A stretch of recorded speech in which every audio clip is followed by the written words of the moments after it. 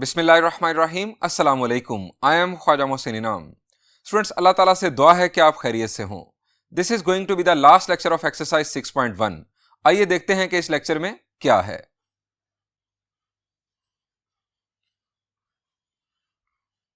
Students, अगर मैं सारी क्लास से पेपर पर दो सर्कल्स ड्रॉ करने के लिए कहूं तो दो सर्कल्स की पोजीशन के एक दूसरे के लिहाज से डिफरेंट केसेस सामने आएंगे। यह भी मुमकिन है कि बास स्टूडेंट्स दो सर्कल्स इस तरह से ड्रॉ करें कि वो अवे फ्रॉम ईच अदर हों।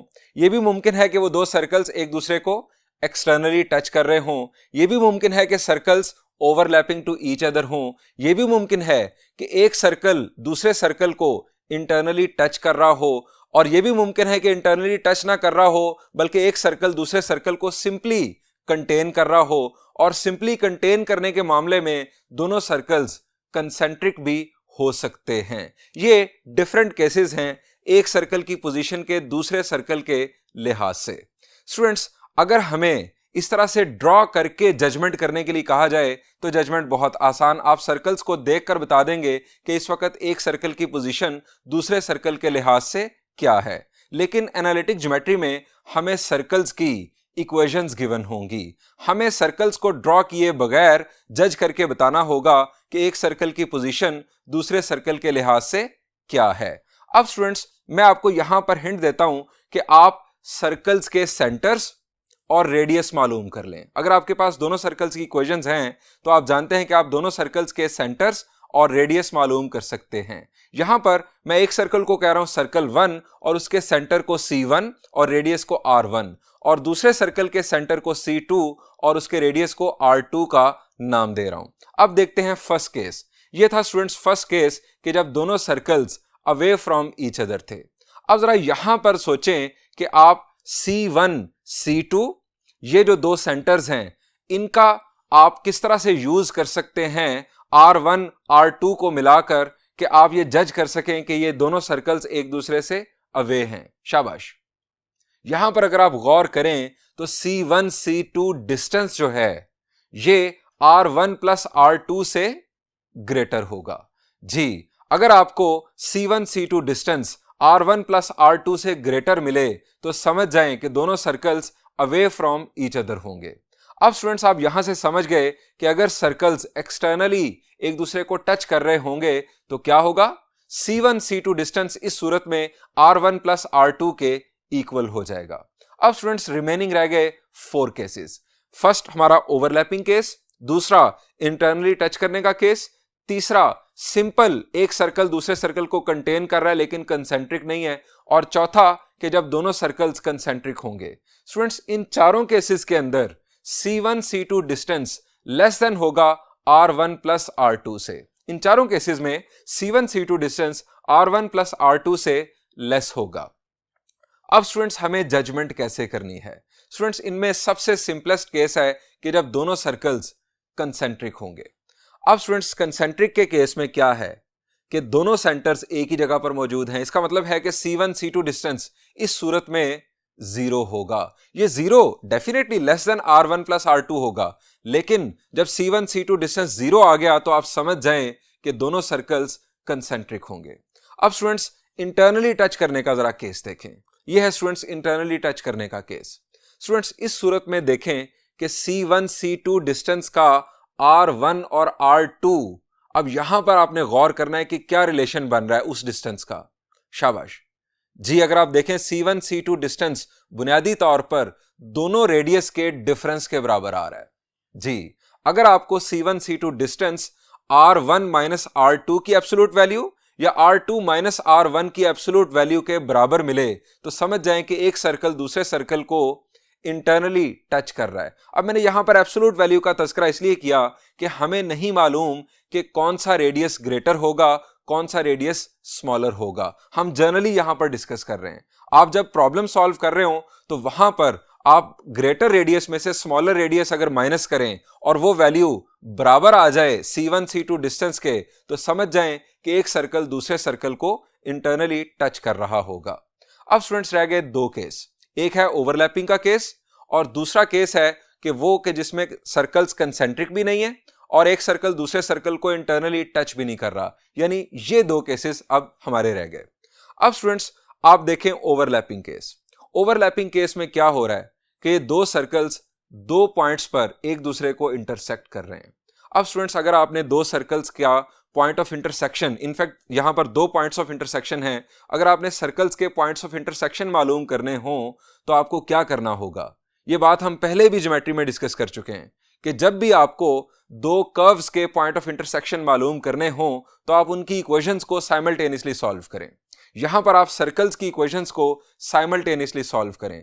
अगर आपको दो सॉल्यूशंस मिल जाएं, दो सॉल्यूशंस का मतलब दो पॉइंट्स ऑफ इंटरसेक्शन, अगर आपको दो पॉइंट्स ऑफ इंटरसेक्शन मिल जाएं तो समझ जाएं कि सर्कल्स एक दूसरे को ओवरलैप कर रहे हैं। और अगर आपको कोई पॉइंट ऑफ इंटरसेक्शन ना मिले, साइमल्टेनियस सॉल्यूशन आपका एम्प्टी सेट आ जाए, तो इसका मतलब यह होगा कि एक सर्कल दूसरे सर्कल को कंटेन कर रहा है। यह बात आप पहले जज कर चुके हैं कि कंटेन करने के केस में ना तो वो इंटरनली टच कर रहे थे, यानी R1 माइनस R2 जो हमारा वैल्यू बन रही थी वो C1 C2 डिस्टेंस के बराबर नहीं थी, और ना ही C1 C2 डिस्टेंस जीरो था, यानी ना तो सर्कल कंसेंट्रिक थे, ना एक सर्कल दूसरे को इंटरनली टच कर रहा था।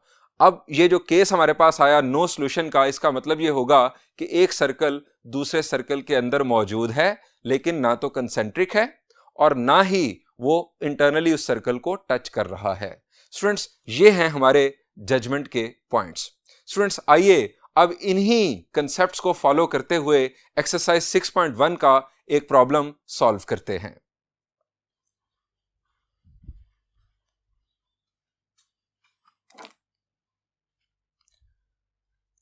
Students, this is problem number 8 of exercise 6.1. Statement is, show that the circles this and this touch internally. हमें साबित करना है कि एक सर्कल दूसरे सर्कल को इंटरनली टच कर रहा है। स्टूडेंट्स, जब एक सर्कल दूसरे सर्कल को इंटरनली टच करता है तो हमने अभी डिस्कस किया कि C1 C2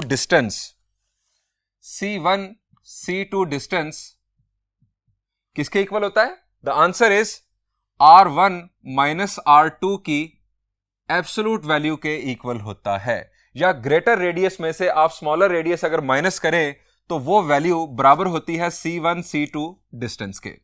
स्टूडेंट्स, हमें यहां पर इस सर्कल का सेंटर और रेडियस मालूम करना है और इसी तरह दूसरे सर्कल का सेंटर और रेडियस मालूम करना है।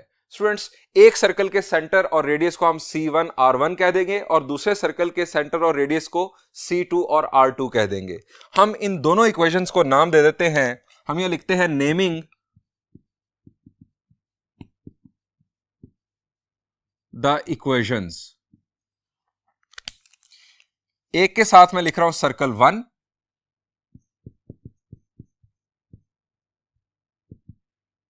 there is x square plus y square plus 2x minus 8 is equal to 0, और दूसरा circle 2, x square plus y square minus 6x plus 6y minus 46 is equal to 0। अब स्टूडेंट्स, मुझे इस सर्कल का सेंटर और रेडियस मालूम करना है।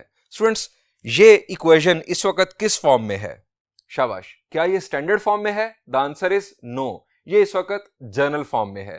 स्टूडेंट्स, जब आपके पास इक्वेशन जर्नल फॉर्म में हो तो आपको उसे जर्नल फॉर्म के साथ कंपेयर करके सेंटर और रेडियस मालूम करना है। जर्नल फॉर्म से कंपेयर करने की सूरत में आपको G, F और C की वैल्यूज मिलेंगी। उन तीन वैल्यूज की बुनियाद पर आप सेंटर और रेडियस बासानी बता सकते हैं। हम यहां पर लिखेंगे कंपेयरिंग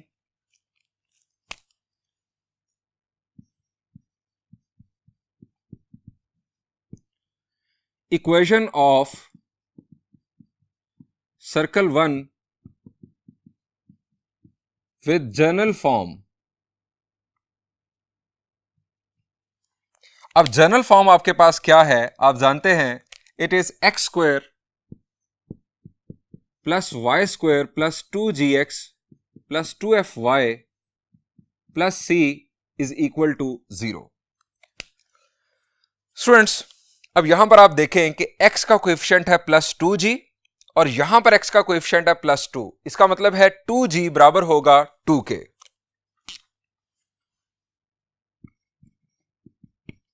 यहां से g की वैल्यू आ गई 1।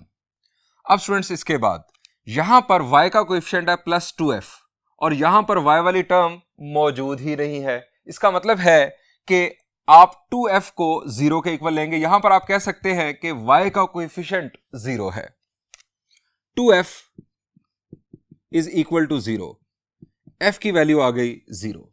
अब स्टूडेंट्स यहां पर प्लस c और यहां पर है -8, यानी कांस्टेंट की वैल्यू यहां पर है -8, तो c की वैल्यू आ गई -8।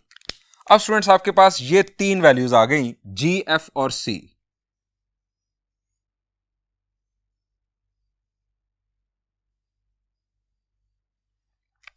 अब स्टूडेंट्स हम लिखेंगे सिंस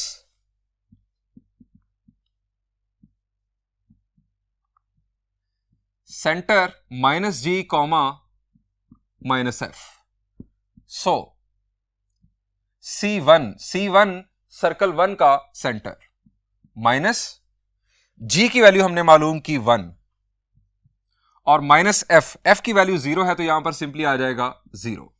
अब उसके बाद radius R1 is equal two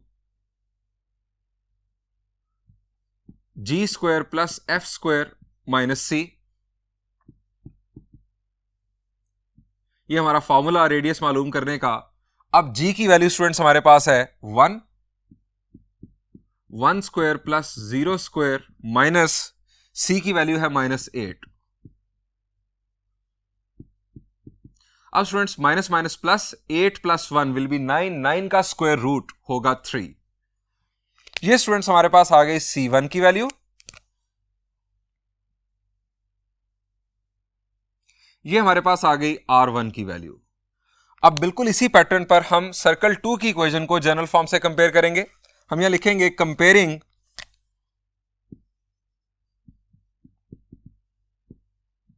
equation of circle 2 with general form. अब स्टूडेंट्स ये हमारे पास है जनरल फॉर्म। अब आप जरा देखें कि 2g की वैल्यू क्या बन रही है। यहां पर x का कोएफिशिएंट 2g, यहां पर x का कोएफिशिएंट -6, तो स्टूडेंट्स हमारे पास 2g की वैल्यू बन रही है -6, यहां से g की वैल्यू आ गई -3। इसके बाद y का कोएफिशिएंट यहां पर है 2f और यहां पर y का कोएफिशिएंट बन रहा है +6, तो 2f is equal to 6, f की वैल्यू आ गई 3। यहां पर स्टूडेंट्स +c और यहां पर है -46, इसका मतलब हुआ कि c की वैल्यू है -46। ये स्टूडेंट्स हमारे पास तीनों वैल्यूज आ चुकी।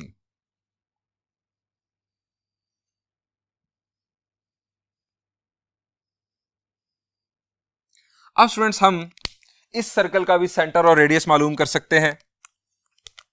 सिंस सेंटर -g, -f, अब इसको नाम दे रहे हैं हम C2 का। C2 हमारे पास होगा माइनस माइनस हो जाएगा प्लस, यहां पर 3 और f की वैल्यू पॉजिटिव है तो साथ माइनस लगने से -3। ये स्टूडेंट्स आ गया हमारे पास सेंटर 2, दूसरे सर्कल का सेंटर। अब R2 मालूम करते हैं।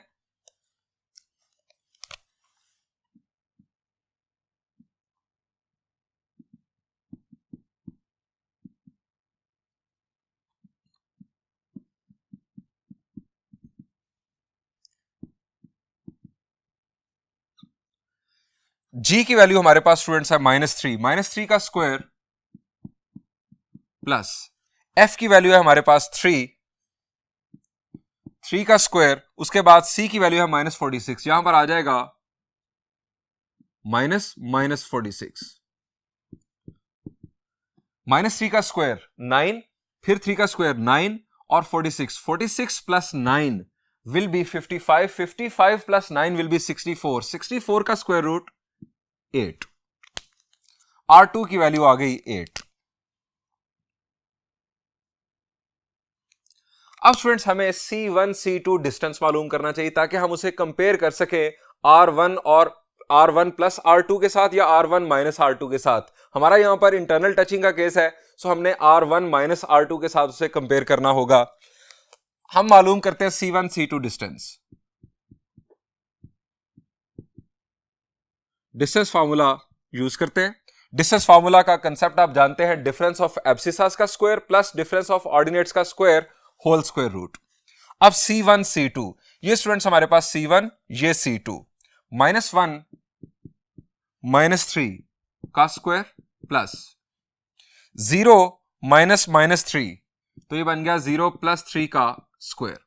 अब स्टूडेंट्स -1 -3 इज -4 का स्क्वायर 16, यहां पर 3 का स्क्वायर 9, 16 + 9 विल बी 25। 25 का स्क्वायर रूट आ गया हमारे पास 5। C1 C2 डिस्टेंस स्टूडेंट्स हमारे पास आ रहा है 5। अब स्टूडेंट्स जरा देखें R1 और R2 का डिफरेंस। यहां पर हमारे पास R1 की वैल्यू है 3 और R2 की वैल्यू है 8। अब स्टूडेंट्स बिगर रेडियस में से अगर हम स्मॉलर रेडियस माइनस करें तो 8 - 3 हमारे पास आ रहा है 5। C1 C2 distance difference of radii के बराबर आ रहा है। अब स्टूडेंट्स इससे ये जाहिर हो रहा है, इससे ये वाज़ेह तौर पर पता चल रहा है कि एक सर्कल दूसरे सर्कल को इंटरनली टच कर रहा है। हम यहां पर लिखेंगे एज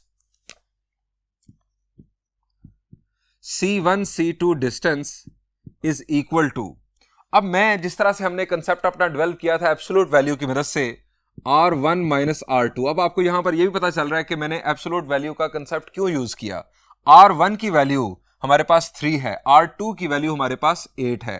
R1 स्मॉलर है, हमें शुरू में नहीं पता था, जनरली जब हमने डिस्कशन की थी हमें नहीं पता था कि कौन सा सर्कल बिगर होगा कौन सा स्मॉलर होगा।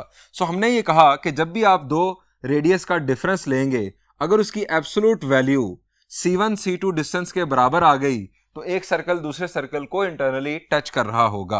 अब C1 C2 डिस्टेंस हमारे पास आ गया 5 और यहां पर R1 की वैल्यू है 3, R2 की वैल्यू है 8, एब्सोल्यूट वैल्यू ये भी स्टूडेंट्स हमारे पास आ रही है 5। Hence one circle is touching internally to other circle। Students इसी एक्सरसाइज का प्रॉब्लम नंबर 7 आप खुद सॉल्व कीजिएगा। उसमें भी हमें दो सर्कल्स की इक्वेशंस गिवन हैं, वहां पर हमें साबित करने के लिए कहा गया है कि साबित करो कि एक सर्कल दूसरे सर्कल को एक्सटर्नली टच कर रहा है। एक्सटर्नली टच करने के केस में आप जानते हैं कि C1 C2 distance should be equal to R1 + R2। वो प्रॉब्लम आप खुद सॉल्व कीजिएगा। यहां पर मैं इस लेक्चर को एंड करता हूं और इस एक्सरसाइज का भी यहां पर इख्तिताम हुआ। Thank you and Allah Hafiz.